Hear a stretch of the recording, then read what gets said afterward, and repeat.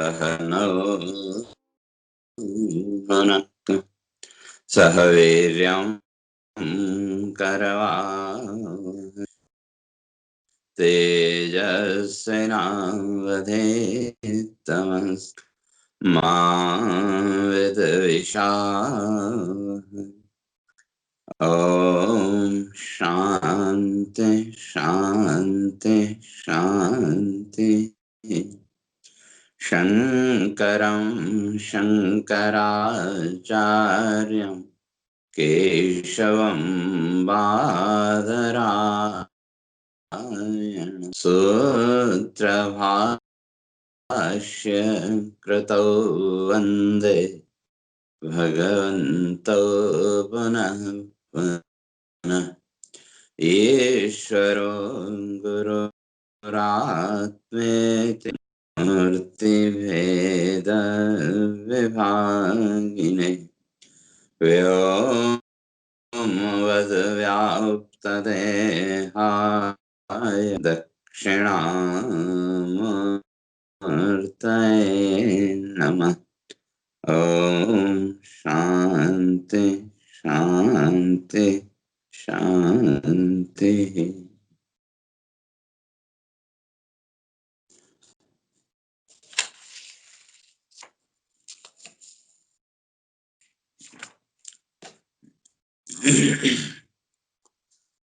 जो विचार चल रहा था, संसार की जो कर्म व्यवस्था है, जीवन की जो व्यवस्था है, उसके लिए भगवान स्पष्ट करके आए थे कि चातुर्वर्ण्यम मया सृष्टम गुण कर्म विभागशः। गुण और कर्म के आधार पर तो जो जीवन की व्यवस्था है, उस जीवन की व्यवस्था के चार भाग किए। सामाजिक रूप में भी, भौतिक रूप में भी,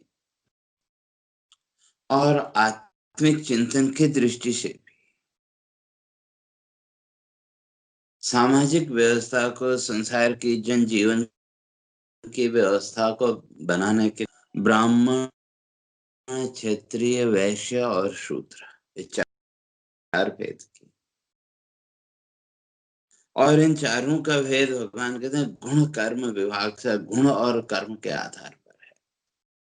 और इसकी कल चर्चा करके आए थे। तो उसी तरह से जीवन की व्यवस्था, जीवन में उस मुक्ति मार्ग की ओर आगे बढ़ने के लिए भी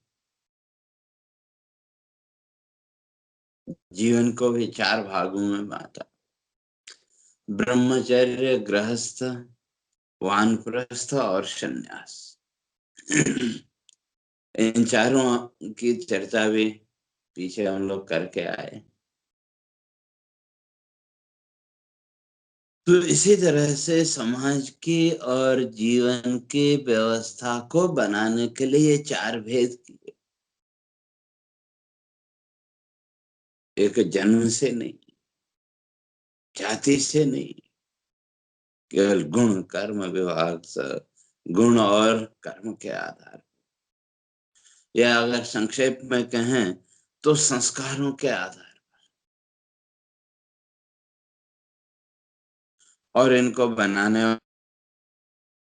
कहते मैं ही हूं, लेकिन कर्तारम अव्ययम, मेरा इनसे कुछ लेना देना नहीं, मैं तो एक व्यवस्था बनाती। और उस व्यवस्था के अनुसार अगर व्यक्ति चलता है तो आगे बढ़ेगा, नहीं चलता है तो दंड का भागी बनेगा।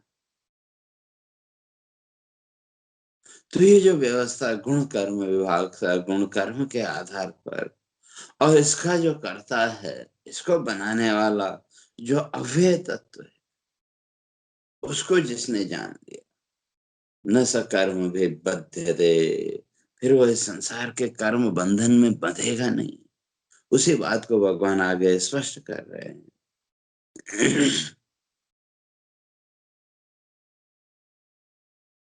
क्यों कई लोग ये भी मान लेते हैं कि वे ईश्वर करने वाला है, जैसे इन कर्मों से ईश्वर को कुछ लेना देना होगा।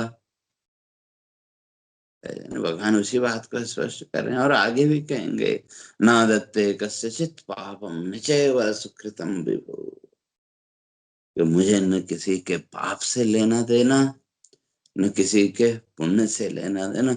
मैं तो केवल जीवन व्यवस्थित चले, इस संसार का जो समाज है वो समाज व्यवस्थित चले, उसके लिए एक व्यवस्था बना दी। 4 वर्णों की, पहले 4 वर्ण, गुण कर्म विभाग से, गुण कर्म के आधार पर।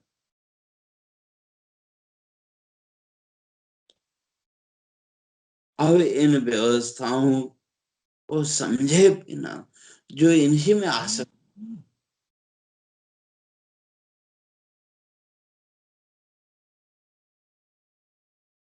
इन्हीं में जो आसक्त हो गया, तो वो तो फिर इस संसार के बंधन में बन जाए। इसलिए भगवान इस बात को स्पष्ट करें, कहीं कोई ईश्वर को ही करता न मान ले, ईश्वर को इससे कुछ लेना देना ऐसा न मान ले, तो भगवान स्पष्ट करते हैं, न माम कर्माणि लिम्पन्ति न मे कर्म फले स्पृहा इति माम यो विजानाति कर्मभिर्न स बध्यते। इस कर्म बंधन से मुक्त होने का उपाय,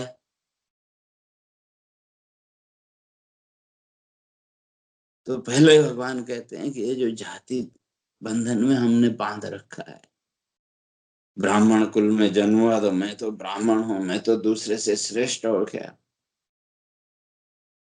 इस तरह के झूठे अहंकार।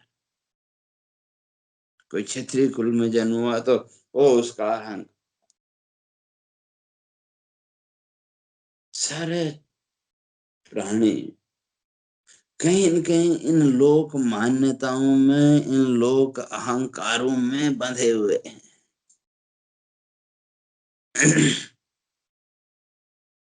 और इसीलिए अहंकार की चर्चा करते हुए स्पष्ट करके आए थे,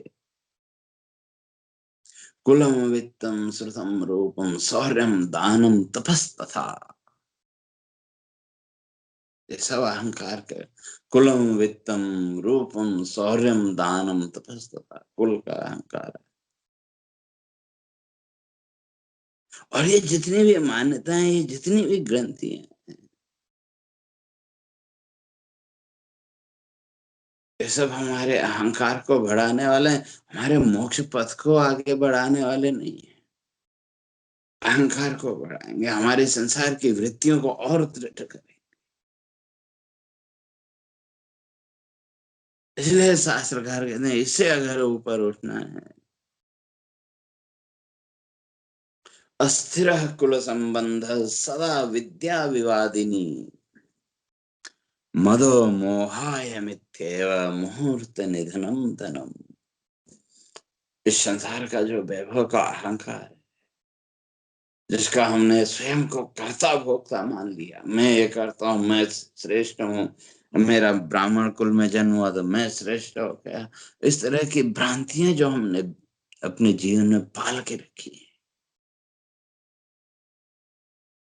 शास्त्रकार कहते हैं ये सब अस्थिर है, कुछ भी स्थिर नहीं है। अस्थिर कुल संबंध सदा विद्या विवादिनी, कुल संबंध अस्थिर और सदा विद्या विवादिनी, विद्या हमेशा विवादों के घेरे में रही। मदो मोहाय मिथ्येव मुहूर्त निधनम धनम। मद अहंकार, मैं भी कुछ हूं, इस तरह का जो भाव, नहीं, ये आपके जीवन में मोह पैदा करेगा। और मुहूर्त निधनम धनम, जो संसार का वैभव है वो भी समय के साथ भी चला जाए। लेकिन इन सब का जो साक्षी है मैं, वो तो बना हुआ है। दूसरी बात को भगवान स्पष्ट करें, नमाम कर्माणि लिम्पन्ति, संसार के प्राणियों के कर्म मुझ में लिप्त नहीं होते। क्यों? न मे कर्म फल है स्पृहा, मेरे इस कर्म फल में कोई स्पृहा है नहीं, कोई एक्सपेक्टेशंस है ही नहीं। और जब कोई एक्सपेक्टेशन ही नहीं है तो फिर आसक्ति कहाँ होगी। न मैं कर्म फले, भगवान कहते मेरे किसी फल की इच्छा नहीं है। लेकिन जो सामान्य मनुष्य है उसको तो फल चाहिए, हमें तो फल चाहिए ना। और जब फल की स्पृहा है तो कर्म का बंधन भी बंधेगा, कर्म के बंधन में बंधेंगे। क्यों, फल की इच्छा है तो कर्म का संकल्प उठेगा। और जब कर्म का संकल्प हमने किया तो कहीं न कहीं कर्ता भोक्ता का भाव वो भी आपके अंतस में उठेगा, पैदा होगा। और जब वो कर्ता भोक्ता का भाव आपके अंतस में पैदा हुआ तो फिर वो कर्ता भोक्ता का भाव फिर कहीं न कहीं आपसे कोई न कोई कर्म का संकल्प कराएगा। तो इस तरह से जो चक्र है, संसार चक्र, ये चलता रहेगा। इसलिए भगवान कहते हैं कि इस बात को जान, जिसको हम ईश्वर कहते हैं, जिसको हम परमात्मा कहते हैं, उसको एक कर्म फल से कुछ लेना देना नहीं। क्यों, जो कर्ता बना वो भोक्ता बनेगा। जिसके अंदर कर्ता बने का अहंकार ही नहीं तो उसके अंदर भोक्ता कभी नहीं। इसलिए न मे कर्म फल स्पृहा, मेरे को स्पृहा नहीं। एवं श्रुति कहती है आप्त कामस्य का स्पृहा, आप्त कामस्य, जिसकी कामनाएं संपूर्ण हो गई, पूर्ण हो गई, या आप्त काम, जिसके अंदर कोई कामना है ही नहीं, फिर उसको स्पृहा कैसी रहे। चित्त के अंदर कामना है, कोई न कोई इच्छा है तो स्पृहा भी रहेगी, एक्सपेक्टेशंस भी रहेंगे। फिर भगवान कहते नमः कर्माणि लिम्पन्ते, मुझ में कर्म लिप्त नहीं होते। अर्थात कर्म करते हुए भी मैं इन कर्मों में लिप्त नहीं होता। तो कैसे, तो उसके लिए शास्त्रकारों ने एक बड़ा सुंदर उदाहरण दिया। अज्ञः कर्माणि लिम्पन्ते तस्गः तस्ज्ञः न कर्म लिप्यते, लिप्यते रश्नैवेका न सर्पिषो कर्मध्यत। अज्ञः कर्माणि लिम्पन्ते, जो अज्ञानी है, और अज्ञानी का अर्थ उल्टा ज्ञान,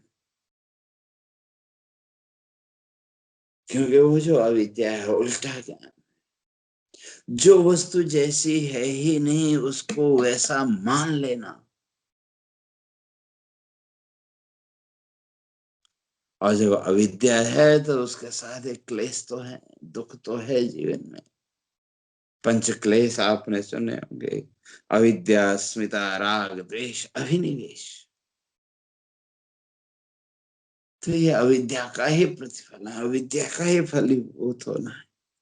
अविद्या है, अज्ञान है, जो वस्तु जैसी है ही नहीं उसको वैसा मान लेना। और ये मान्यताएं यथार्थ चिंतन जीवन में जब तक नहीं होगा तब तक व्यक्ति इन मान्यताओं में बंधता चला जाएगा।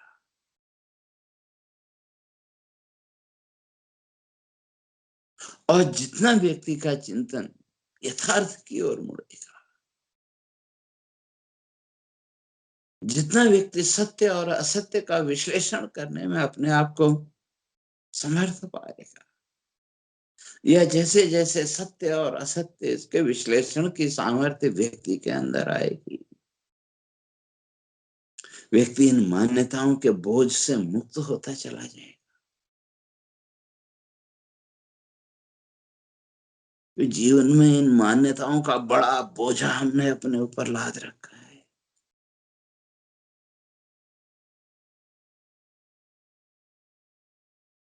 और इन मान्यताओं के बोझे ने हमारे अहंकार को भी और मजबूत किया। मैं तो ये हूं, मैं तो वो, मैं ऐसा हूं, मैं वैसा। और ये अभिनिवेश, ये मान्यताओं का बोझा,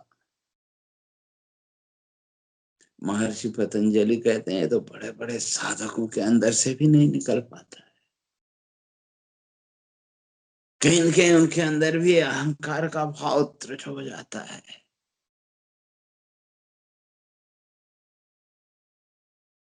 इसलिए यहाँ भगवान कहते हैं नाम कर्माणि लिम्बन्ति। और पहले स्पष्ट करके कि जीव और ईश्वर में कोई बहुत ज्यादा अंतर नहीं है, बस यही मान्यताओं का अंतर है।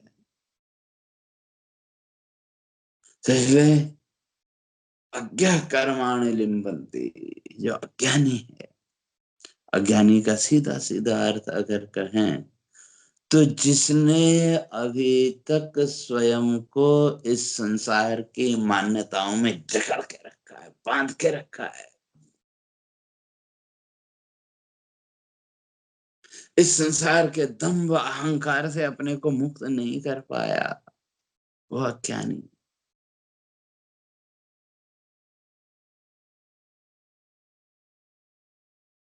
और विडंबना देखिए, हमने शास्त्रों को भी पढ़ा, शास्त्रों का चिंतन किया, विचार किया, बात समझ में आई, लेकिन स्वयं को इन मान्यताओं के साथ बांधने की जीवन की जो प्रवृत्ति है, उससे अपने को ऊपर नहीं उठा पाए। एक मान्यता को छोड़ा तो उसकी जगह दूसरी मान्यता को हमने पकड़ लिया। और जब तक ये मान्यताओं के में अपने आप को बांधने की प्रवृत्ति जीवन में है, तो तब तक अज्ञान है। इसलिए शास्त्रकार कहते हैं अज्ञा कर्माणि लिम्बन्ति। इन कर्मों में कौन बनता है? अज्ञानी जो वही इस कर्म बंधन में बनते हैं। तज्ञ न कर्म लिप्यते, जो ज्ञानी है, जो इसको जानने वाला है, जो इस रहस्य को जानता है, तज्ञ, उस तत्व को जिसने जान लिया, यह जीवन की वास्तविकता को जिसने जान लिया, वो न कर्म लिप्यते, वो फिर कर्म में लिप्त नहीं होता। इसका अर्थ वो कर्म नहीं करेगा ऐसा नहीं। इसलिए मंत्र इस बात को स्पष्ट करता, आगे भगवान भी स्पष्ट करेंगे।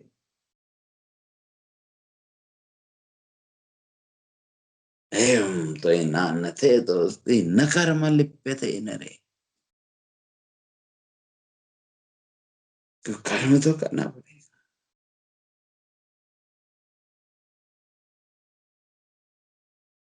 जो कहते हैं कि भाई जो ज्ञानी है, जो विचारशील व्यक्ति है, न लिप्यते, वो उसमें लिप्त नहीं होगा। उसके लिए उदाहरण दिए, न लिप्यते रश्नैव एका सर्पिशो करवध यथा। कहते हैं घी है,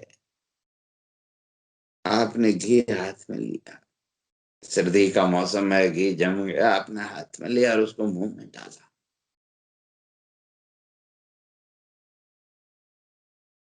तो हाथ को तो आपको साफ करना पड़ता है, कपड़ा चाहिए, ये पोंछना पड़ता है उस घी को हटाने के लिए।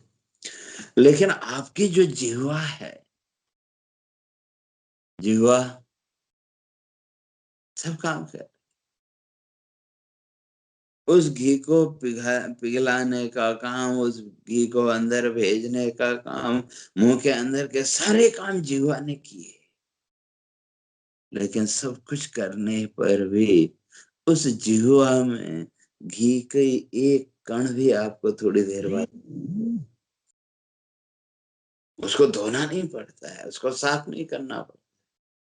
लेकिन हाथ को हाथ को धोना पड़ता है। बस इतना ही अंतर कहते हैं ज्ञानी और अज्ञानी में। तो इस तरह से जो ज्ञानी है, जो विचारशील व्यक्ति है, वो सब कुछ करते हुए भी अपने जीवन के सारे कर्तव्य कर्मों का पालन करते हुए भी न लिप्यते, वो उसमें लिप्त नहीं होता।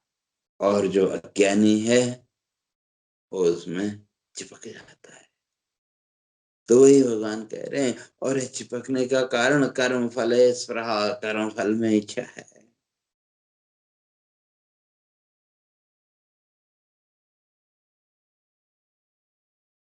तो कहने का तात्पर्य कि जब तक ये कर्म फल की इच्छा है तब तक कर्म बंद है। और जिसने इस रहस्य को जान लिया,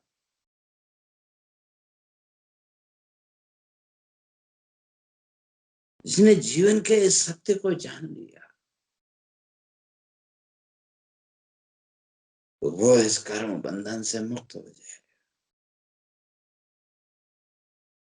वो जो ईश्वर तत्व है उसका किसी से कुछ लेना देना नहीं। और जो संसारी प्राणी, हमने तो इसी संसार भाव में अपने को बांध के रखा है।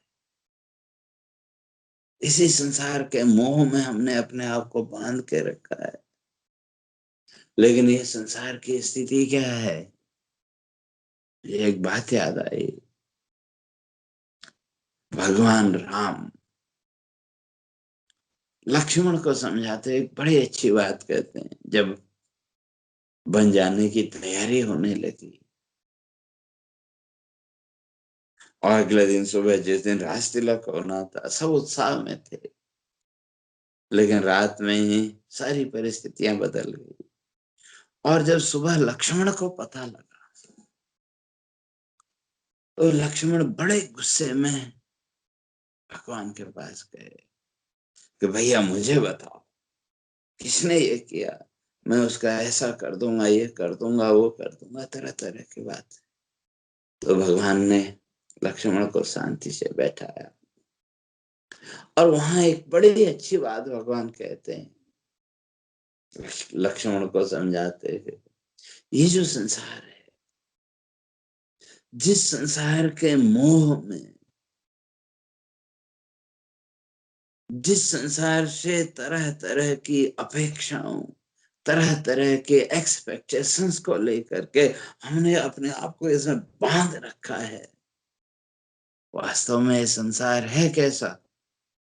तो वहां वो स्पष्ट करते हैं, ये चिंतितम तदिह दूरतरम प्रयाति, यच्चेतसा न कलितं तदिह व्यभयते, प्रातर्भवामि वसुधान्त्यपचक्रवर्ती, सोहम ब्रजामि विपिने जटिले तपस्वी। तो संसार की स्थिति, ये चिंतितम तदिह दूरतरम प्रयाति। तो यहाँ तो जो तुम चिंतन करते हो, जो तुम सोचते हो, दूरतरम प्रयाति, वो देखते देखते आपसे दूर हो जाता है।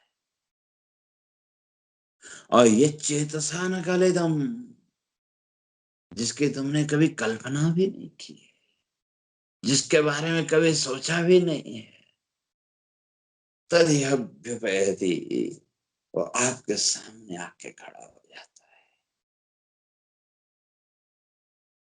और उसका प्रमाण, प्रमाण में ही हूं, मुझे ही देखो। प्रातर्भवामि वसुधाधिप चक्रवर्ती। कल तक क्या हो रहा था? सबकी कल्पना में एक ही बात थी कि प्रातर्भवामि वसुधाधिप चक्रवर्ती, जब सुबह होगी तो मैं चक्रवर्ती सम्राट बन जाऊंगा।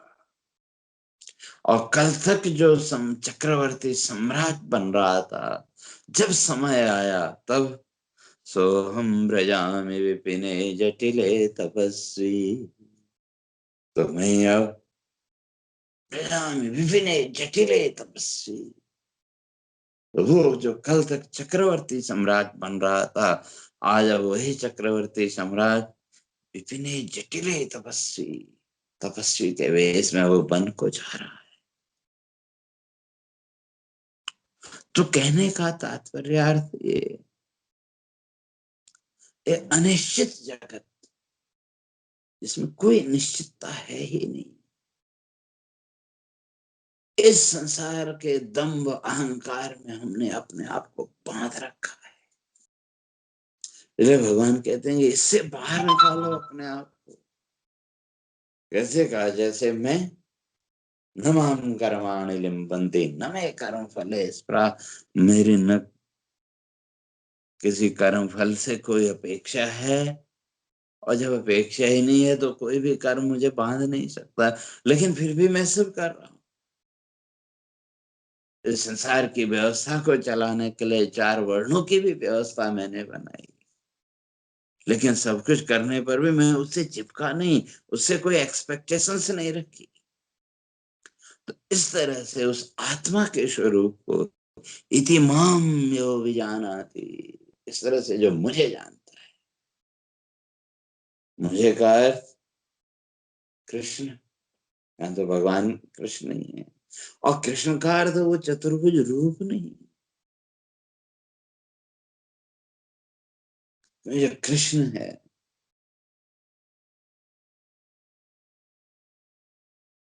कृष्ण के अलग अलग रूप आपके सामने हैं। बाल्यकाल का कृष्ण अलग कृष्ण है, महाभारत का कृष्ण अलग रूप में है, और युवावस्था का कृष्ण कुछ अलग रूप में है। तो अर्थात इन भिन्न भिन्न रूपों में अभिव्यक्त जो तत्व, इन भिन्न भिन्न रूपों में प्रकट होने वाला जो तत्व है। और जहां तक कृष्ण शब्द की बात है, तो पहले ही व्याख्या उसके क्या है थे, कृष्ण भूवाचक शब्द कृष्ण है। इसमें दो शब्द कृष्ण और ण, तो इसलिए शास्त्रकारों ने अर्थ किया कृषि भूवाचक, भू सत्तायाम, जो कृष्ण शब्द में कृष शब्द है, कहते हैं वो एग्जिस्टेंस, सत्ता का द्योतक है। और ऋणस्य निर्वृत्तिवाचक, निर्वृत्ति आनंद है, जो ऋणकार है वो आनंद का प्रतीक।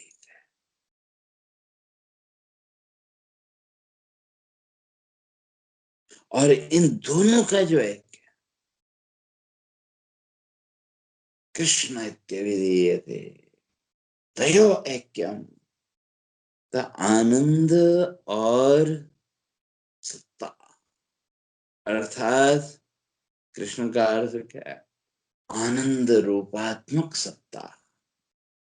ये जो आनंद रूपात्मक सत्ता है, एक्जिस्टेंस है, और ये आनंद रूपात्मक सत्ता, आनंद रूपात्मक एग्जिस्टेंस, ये तो हर एक का है, चाहे वो मनुष्य हो, चाहे पशु पक्षी आदि जो भी प्राणी इस संसार में, हर एक का एग्जिस्टेंस आनंद रूपात्मक ही है।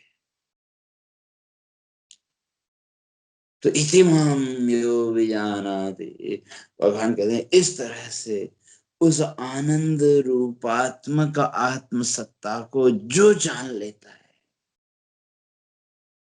और उस सत्ता को, उस तत्व को जानने के लिए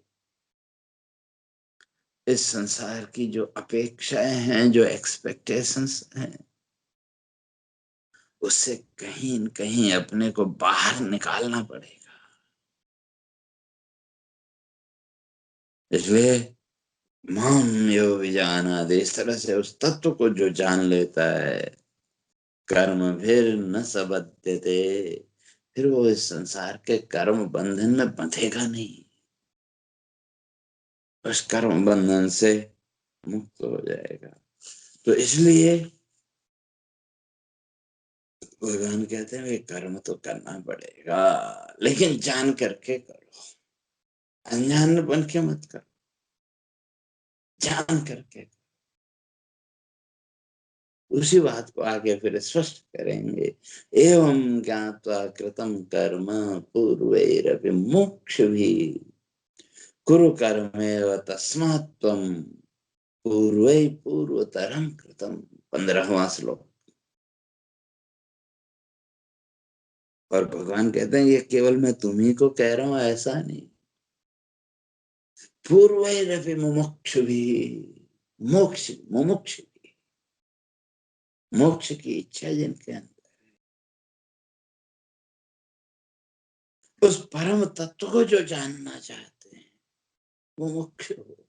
इस संसार बंधन से जो मुक्त होना चाहते हैं, इस जन्म मृत्यु के चक्र से जो मुक्त होना चाहते हैं, तो वो ऐसे मुक्त हो गए ना, ऐसा नहीं, उन्होंने भी कर्म किए। और इस बात की चर्चा पहले ही करके आए थे। हम जीवन में जो भी कर्म करते हैं, उस कर्म का लक्ष्य क्या है, उस कर्म का ध्येय क्या है, वो महत्वपूर्ण है। स्वयं को इस संसार बंधन में बांधना या स्वयं को इस संसार बंधन से मुक्त करना, ये निश्चय तो व्यक्ति को करना पड़ेगा। क्योंकि ये निश्चय के बिना कर्म व्यवस्था नहीं बन सकती। नहीं तो संसार का जन्म मृत्यु का पथ तो चल ही रहा है, वो तो कभी रुकने वाला नहीं है। ये तो जन्म मृत्यु पर जीवन का चल रहा है, ये जन्म मृत्यु पर जीवन का रुकने वाला नहीं है। और जब तक ये कर्म बंधन चल रहा है, जब तक इस संसार से अपेक्षाएं हैं, जब तक संसार के एक्सपेक्टेशंस हैं, तब तक के कर्म बंधन। इसलिए भगवान इस बात को स्पष्ट करके आए थे कि पूर्वेरपि मुमुक्षु भी, जो मोक्ष कामी साधक हैं,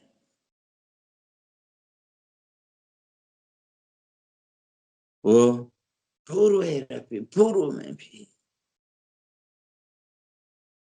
उन्होंने कर्म किए। कर्म नहीं किए ऐसा नहीं है, कर्म किए, लेकिन एवं ज्ञात्वा, इस प्रकार से जान करके,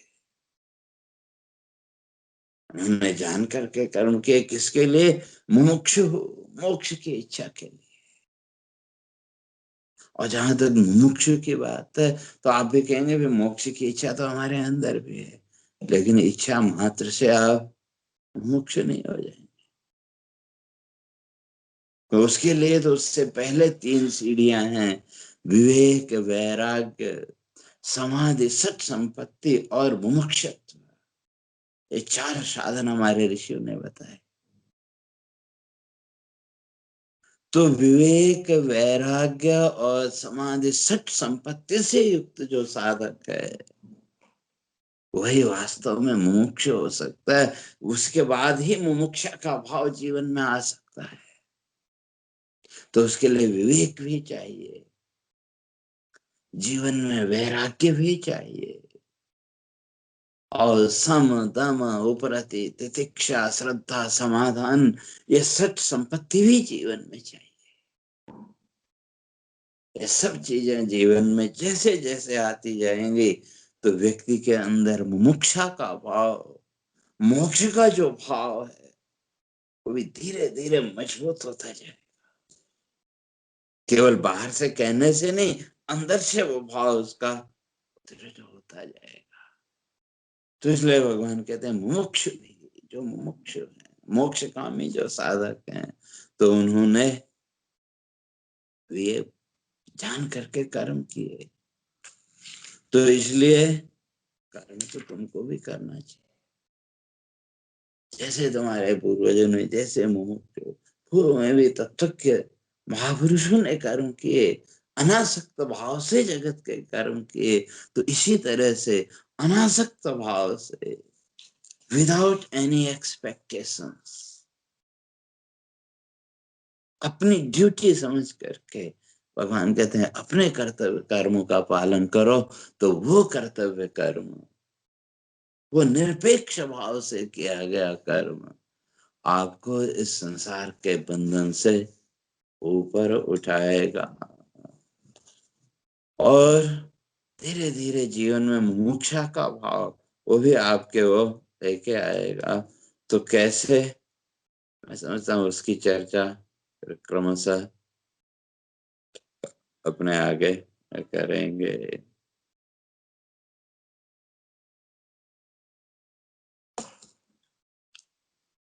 हरि ओम। पूर्णमदः पूर्णमिदं पूर्णात् पूर्णमुदच्यते पूर्णस्य पूर्णमादाय पूर्णमेवावशिष्यते।